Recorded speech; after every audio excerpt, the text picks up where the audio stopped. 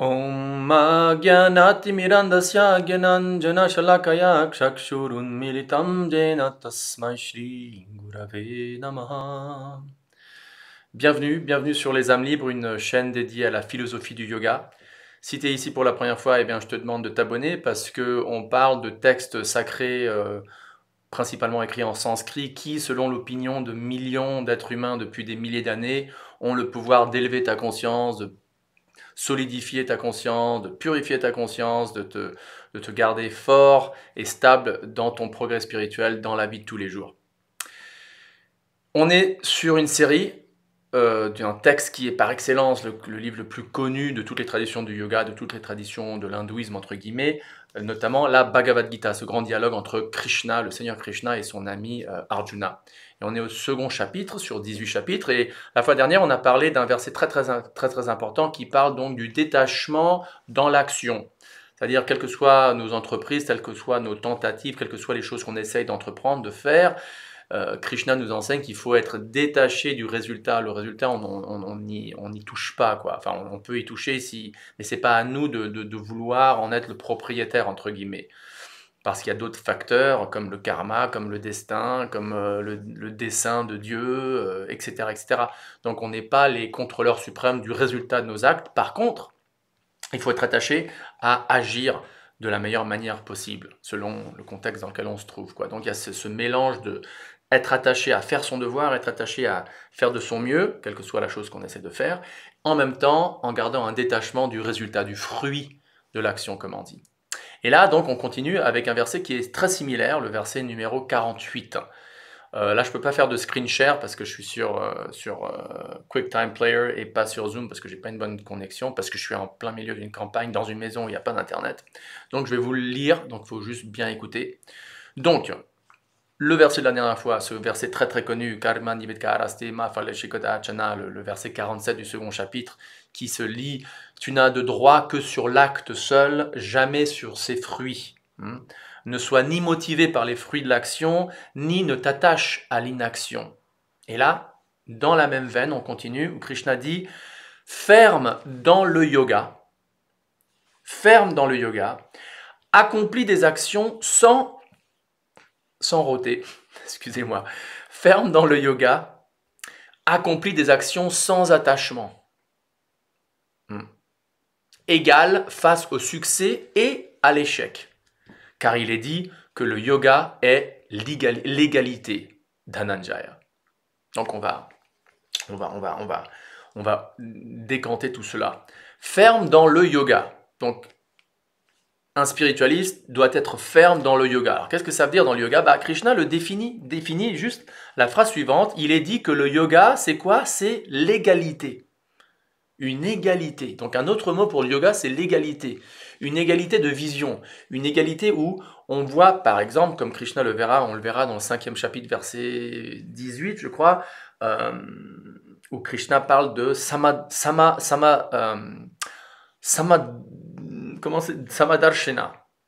qu'un pandit, quelqu'un d'élevé spirituellement, quelqu'un d'illuminé, a une vision d'égalité. Sama, ça veut dire égalité, et darshinaha, donc du mot darshan, avoir une audience ou voir.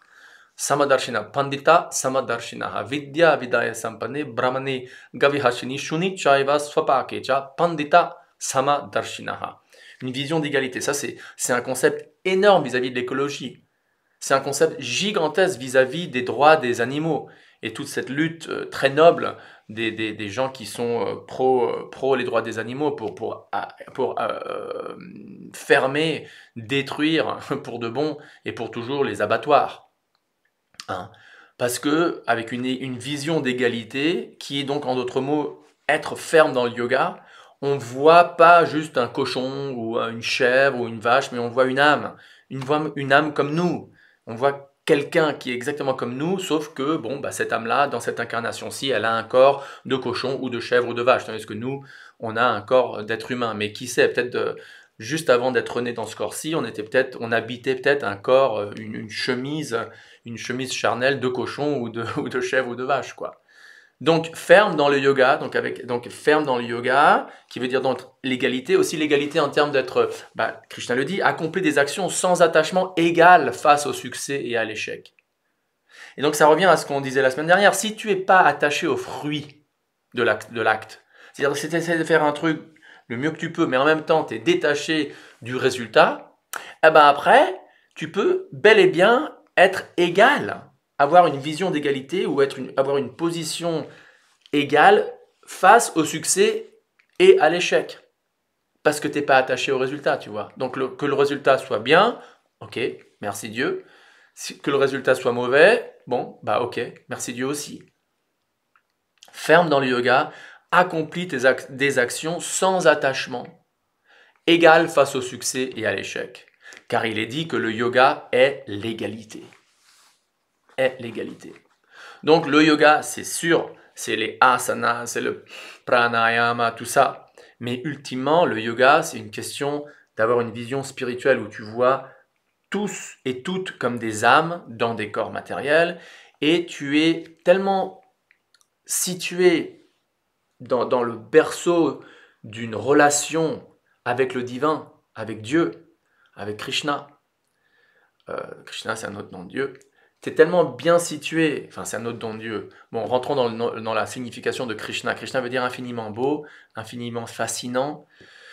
Et dans la Bhagavad Gita, Krishna lui-même parle, donc, et il dit « Je suis Dieu, je suis la source de tout, je suis de moi tout émane ». Donc on peut bel et bien dire que Krishna est Dieu, quoi. Et donc quand un spiritualiste est situé comme je disais, dans une situation tellement bien, bien ferme et bien établie de relationnel avec Dieu, ou avec Krishna, ou avec Dieu, bah là, ça lui permet donc d'avoir, on en a parlé un peu la semaine dernière, ce goût supérieur. Quand un spiritualiste goûte à un goût supérieur, c'est-à-dire un plaisir, en sanskrit, ananda, hein, une joie spirituelle qui vient du contact de l'âme, de nous, avec le divin, avec Dieu, une réciprocité qu'on ressent de lui envers nous, et on ressent assez de plaisir, assez de joie spirituelle, que les hauts et les bas qui nous arrivent à nous tous sont ressentis moins fortement, si on peut dire. C'est comme si, par exemple, tu étais sur un bateau qui tangue.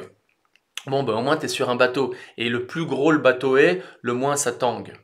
Donc, si tu es sur une petite barque et tu es au milieu de l'océan durant une tempête, bah là, les hauts et les bas, tu vas les ressentir. Mais si tu es sur un gros navire qui passe, qui transperce les vagues, on peut dire, et qui bouge très peu, bah, tu les sentiras moins, les vagues. Donc, de la même manière, le plus profond tu vas dans ta vie spirituelle, le plus tu développes ton amour, ta relation éternelle avec Dieu qui a été coupée, donc vie yoga, hein, depuis un nombre quasiment illimité ou innombrable, immesurable de vies, d'incarnations, le plus tu réanimes, tu rééveilles, tu réétablis cette relation, et ben le plus tu peux avoir donc cette vision d'égalité. Cette vision d'égalité vis-à-vis ou face à l'échec ou au succès, aux peines, aux joies, etc. Et le plus, bien sûr, tu peux voir autrui comme des êtres spirituels et non pas comme des objets de ton exploitation pour tes propres plaisirs d'essence, quoi. Donc si on continue, en particulier dans cette tradition et sur cette chaîne, on met l'emphase sur chanter un mantra en particulier, le Maha Mantra, Hare Krishna, Krishna Krishna, Hare Rama, Rama Rama, Hare Hare. Le plus on récite ce mantra individuellement et en groupe, le plus on rentre en contact continu, quotidien avec Dieu ou avec Krishna sous la forme de son saint nom. Et le plus, donc, on devient établi dans un état de yoga, dans une conscience de yoga, sur une plateforme de yoga, où bel et bien, on devient ferme et on accomplit nos actions sans attachement, égal face au succès et à l'échec.